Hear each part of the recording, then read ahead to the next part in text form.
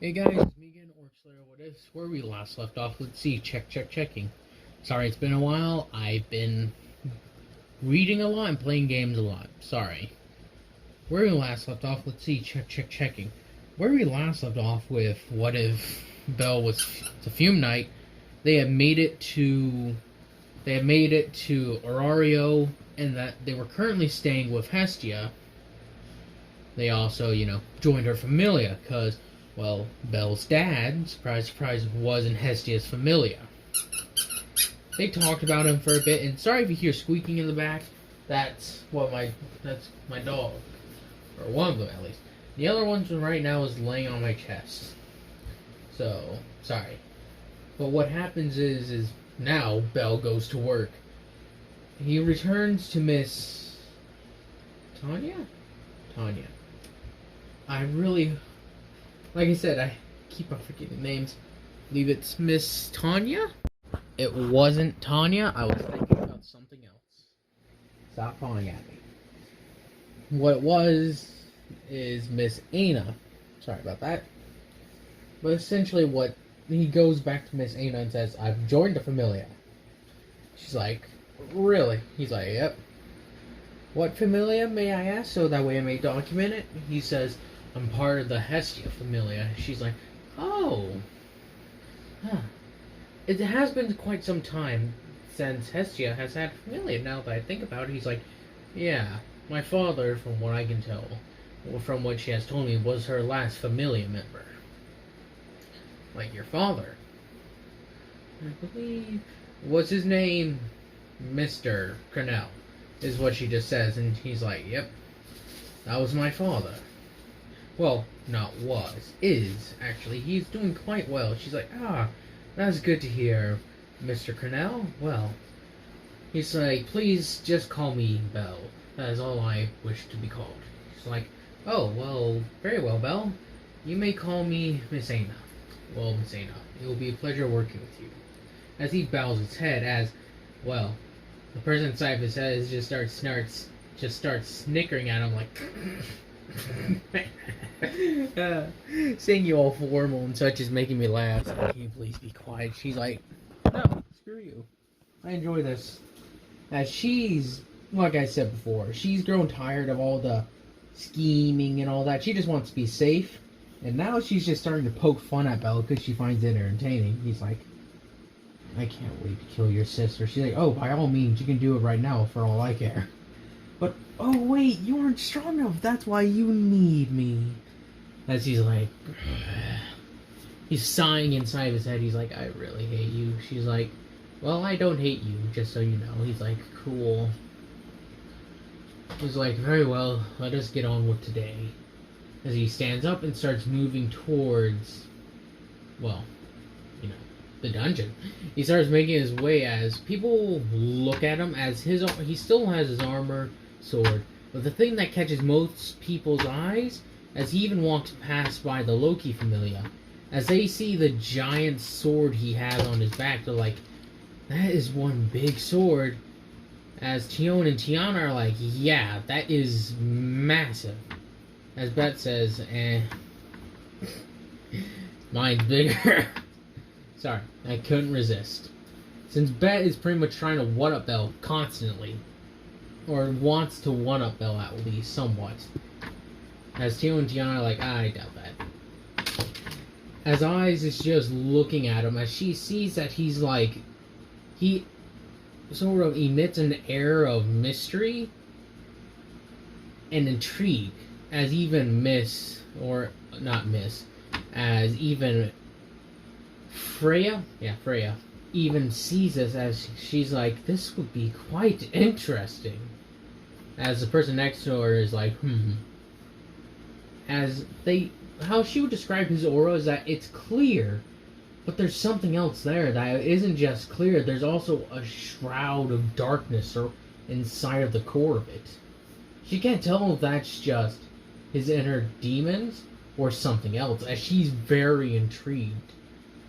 Belle walks into the dungeon and starts making quick work of the small enemies, not even pulling out his swords. No, plural. His one sword, his small sword. He just stomps on them and cracks open their heads, really. That's all he does. As well, the person inside of his head goes, "Well, you're quite good at this, Belle." And he says, "Thank you, Natalia. I've had decades, years of experience doing this." She's like, "I know. It is quite enjoyable." As he's like, "Is there nothing that you find irritating?" She's like, "I find my sister irritating. And you at times. Also, those people who get our orders wrong at that store. It's like, we've barely been here. And they just put more salt on it than we requested." She's like, "It tastes bitter." He's like, Do you taste what I taste?" She's like, "Yeah." He's like, as he gets like an evil smile on his face, and she's like, "Oh, no, don't you dare think about it." He's like, "Man, I think I heard about a thing where people were selling bitter fruits. Oh, what about that really, really sour thing that one guy tried to sell us? Oh, I could have bacon." She's like, "Oh, that doesn't sound that bad. Raw bacon." She's like, "You monster. You wouldn't do that to yourself." He's like, "I would and I will." She's like, "You're gonna get yourself killed just to spite me." He's like, "It would be worth it." As Belle just actually starts laughing maniacally to himself. As a few adventurers are walking past him, he's like, "That guy's insane." As he keeps on laughing, as Nadali's like, "Alright, Belle. Alright. Oh, keep your eyes on attention. Seems like some people are starting to look at you like you're some sort of crazy person." He's like, "I am half crazy after all. I let a demon." She's like, "Not demon, abyssal creature." He's like, "Whatever. Into my head just so I could kill its sister. And for all I know, killing her sister might just make her more powerful." She's like, "I don't think that's how it works." He's like, "Once you destroy a fragment, it's just going to break down into even smaller fragments." He's like, "So what, would it be fractured at that point?" She's like, "Or shattered?" She's like, she's like, "I'm going to take a minute to think about this." As she just stops talking, he's like, "Thank God, finally." He's like, "By Hestia's name, thank you." She's like, "Stop saying her name. It's weird." He's like, "She is literally my goddess. What am I supposed to say? Thanks, Odin?" And she's like, "Anything." He's like, I hate you." She's like, "Feelings mutual at the current moment." As he goes on to go kill more and more. He makes a nice hefty sum over the course of several weeks. As he's constantly going into the dungeon for over 16 hours a day at some points. As he comes back and he just pretty much just gathers in all that money. He has yet to find something that makes him want to use his swords. Nothing really comes to mind. Let alone his minions, the Ashen Warriors as he called them. They don't make him, nothing has warranted the use of them, so he's like, "I'm gonna go deeper down." She's like, "Is that wise, Belle?"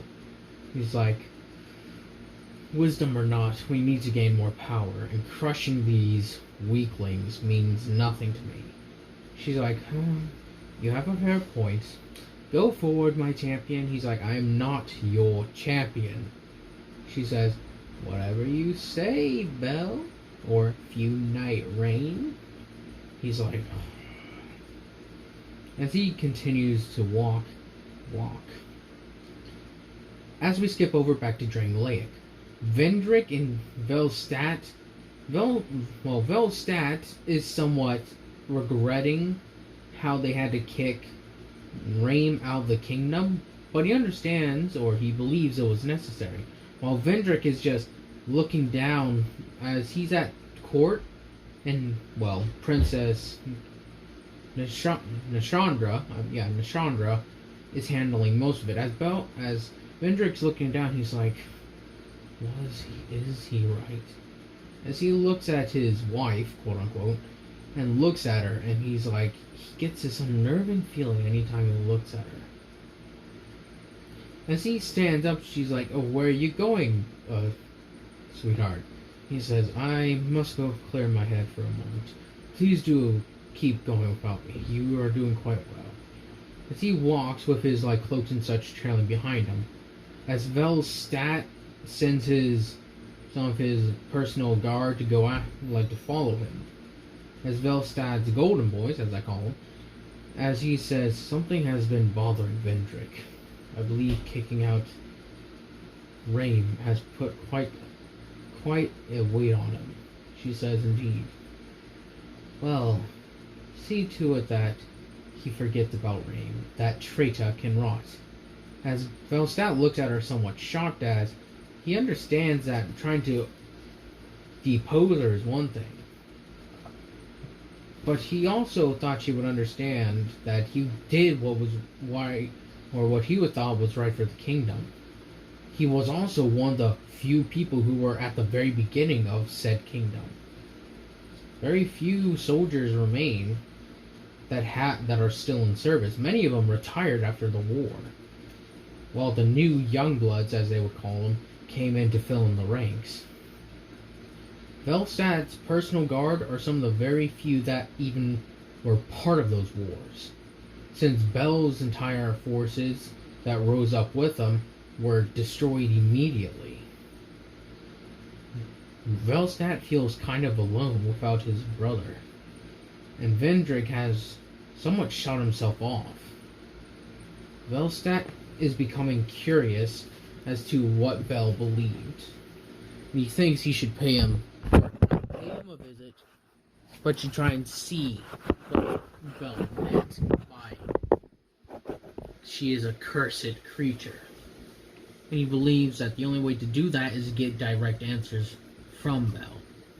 So he dispatches one of his most loyal soldiers, his second in command, and sends him off to find Bel, saying that his father may know. He's like, do you know where his father is, my lord?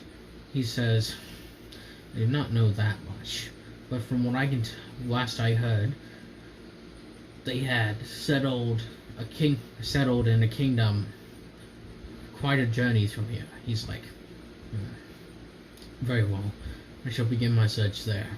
As he gets on a horse and rides off, as Velstadt says, good luck, my soldier.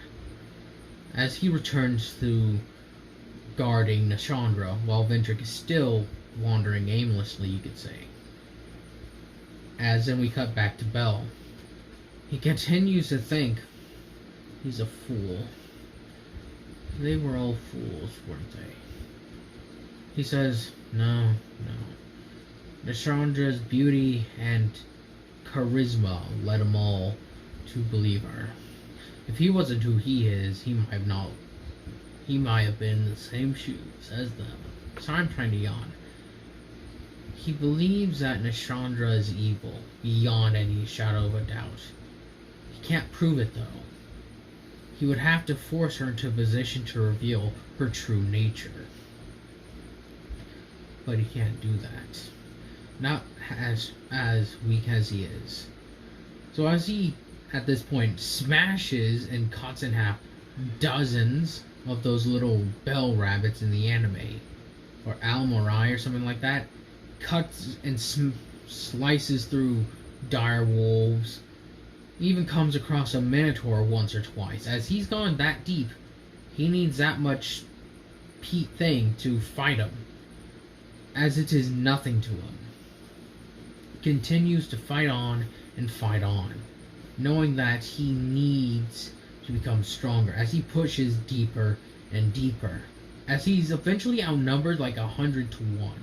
There's 100 enemies bearing down on him as he lets out a roar, as he brings out his second sword.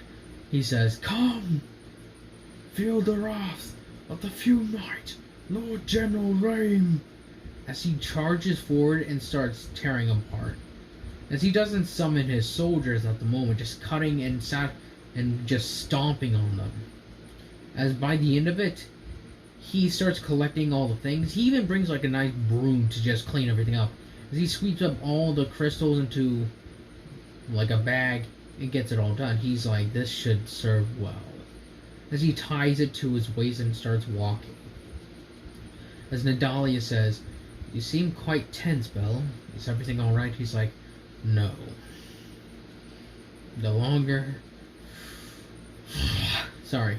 The longer I wait, the longer I stall, the longer I train, the more damage your sister does. She's like, I know. We will kill her together. I hate her as much as you hate her, believe it or not. I think she was the one who actually caused the downfall of the kingdom before. The land of iron. She's like, how could she do that? She made it. The land of iron was actually one of the main contender to the giants, actually. She made sure the kingdom would fall to ruin somehow. I don't know how, I don't know why, but I just feel it. Maybe she influenced the king like she does to yours now. I'm not sure. As I don't believe it's been a week since I made this, so sorry. But she goes on to explain how the king once had a lawyer advisor called Sir Alonne. Alonne. He explained that Alonne was his trusty advisor, and Alonne believed in the king, very similarly to Belle, and that the King of Iron grew into a mighty warlord, you could say, uniting the kingdom and bringing peace. That was until a giant showed up. The giants came, and Sir Alonne and the King of Iron fought them, same as you and Vendrick.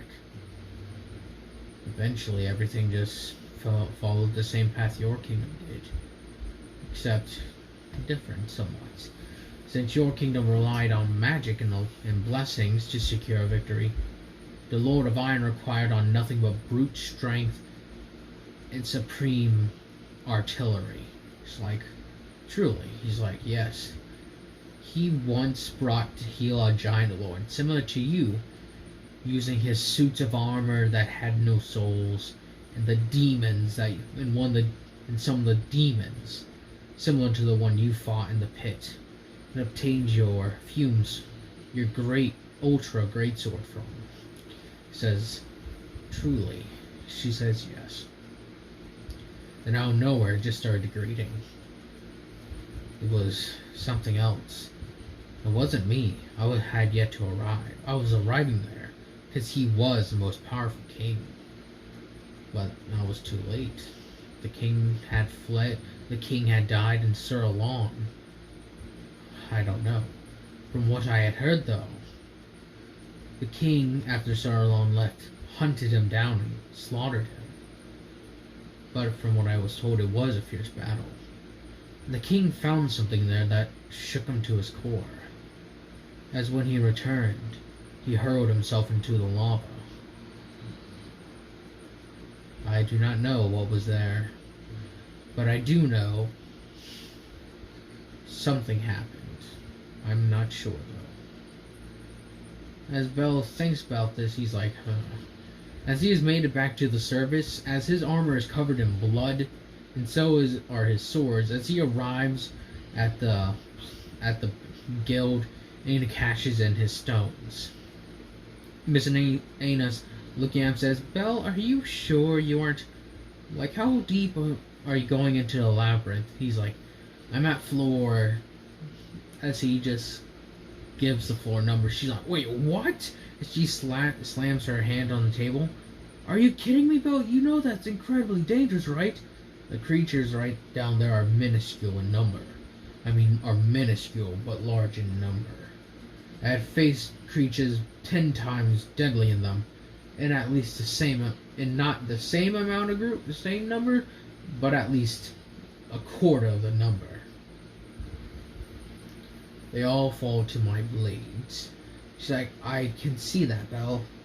And she rubs her temple. She's like, would you please be a bit more careful?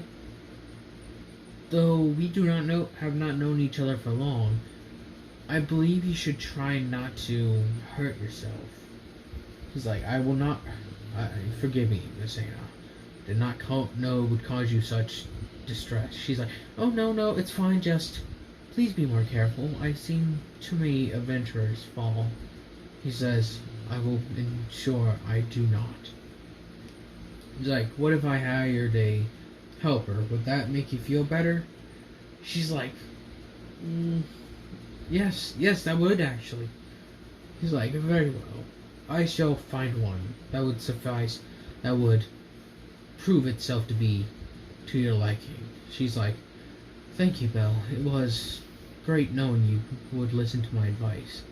He says, "You are my guild person, are you not? So it's only right that I listen to your advice." She's like, "Oh, well, thank you." He's like, "Thank you for giving me the advice." As he smiles and gives like a nice, actually taking off his helmet for a bit, she sees his features that as she could tell that he was an older guy, but as she looked at him, his eyes were kind of not sunken in, they were kind of dull in a way that his eyes were somewhat dull. He had a beard, scars on his face, and his hair was pitch white.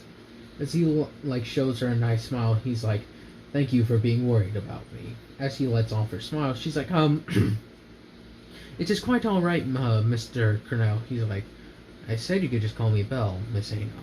She's like, "Fine, then you may call me Ana alone. Understood?" He's like, "Thank you for allowing me the honor." She's like, "And thank you for listening to me." Now, if you'll excuse me, I have, as she sees another person having trouble, he's like, "I have to attend to things." She's like, "Well, see you. Goodbye, Miss Ana." It's Ana, correct, Ana. As Nadalia's like, "She likes you, I think." It's like, "No, do not be ridiculous, Nadalia." Besides, I have a duty to focus on. She says, "Alright, Belle, if you focus on your duty alone, everything else will slip from you." Only advice I'm giving you at the moment. Sorry, my dog is trying to dig his claws into my shoulder for some reason. As Belle says, "What do you mean?" He's like, "Just listen to me once. I've seen some people fall to this madness once. Man was obsessed with building the perfect creation." Sorry, I am trying not to yawn. But eventually his creation consumed him. And he lost everything in the process. His wife, children, everything. It was a sad sight. He's like, "It sounds as though you have feelings, Nadalia." She's like, "Of course not. I'm a being of pure darkness who wishes nothing but the absolute destruction of this world." As Belle and her just start laughing, he's like, "Good one, Nadalia." She says, "Who said I was joking?" It's like it's another chuckle from him, and she's like, "Now, where's that food?" She's like, "Oh God, no, please." He says, "I was never going to eat such disgusting filth. Can't believe you believe me on that." She's like, "Well, anyways, let's continue. So, what are we having?" He's like, "That place seems fine. The hostess of fertility. I believe that's what it's called. I really hope that's just not where I watched the abridged version." It's like, is it virility? Fertility? I have no idea. As with Belle arriving, he meets Seer. As she's like, "Oh, good evening." He's like, "Hello." Sorry, I'm still trying not to yawn. "What would you like to eat?" He's like, "I am new in town, or new to this tavern, so I would ask you give me your choice." She's like, "Oh, well, very well." And she lets off a smile and runs to the back kitchen, out ordering as he sits at the bar. As his giant sword is still draped on his back, so he sits in one of the open bar stools as he's like, As the stool starts creaking, he's like, I really hope this thing does not fall. So he takes off his giant greatsword and puts it down on the three stools next to him. As they're able to hold it up, she's like, "Could you please move your sword off there?" He's like, I fear that it may go through the floor." She's like, "It can't be that heavy." As he sets it down, they start hearing the boards creaking. As she's like, "Oh, okay, okay. Put it on the stools, please." As he's like, "Why do the would not creak on their stools? Because there's concrete under them.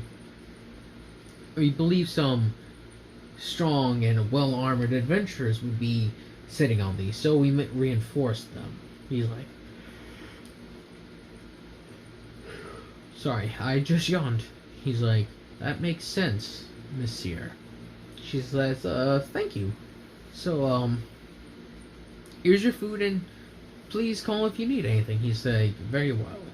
He bounces his head. She's like, "Something strange about that one." He's like, "I had that feeling too, but I cannot quite put my finger on it. Anyways, let us enjoy our meal." They bend down and start eating. And that's where I think I'm going to end this one off at. I hope you guys have enjoyed this. You guys continue to enjoy us. And sorry again that I was late. About a week's worth. I hope you guys have a nice day, nice night, nice life.